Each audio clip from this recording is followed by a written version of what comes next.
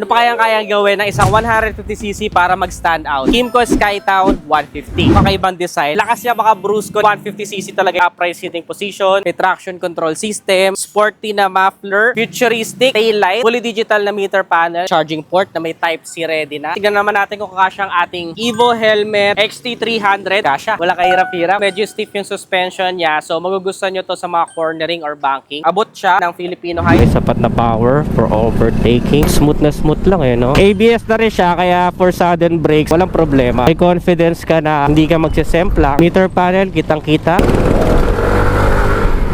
Panalo. Dali lang iwas-iwas sa traffic. Sporty and adventurous.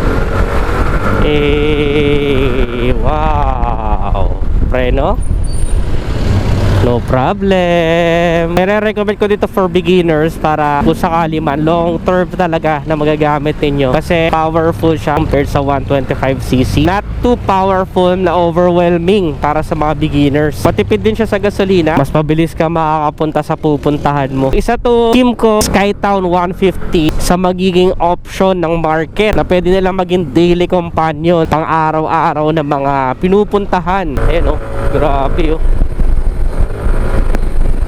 Hindi siya nakakalula kapag ka medyo kumataw ka. 118,500 pesos. Saan kaya ito maganda i-compare?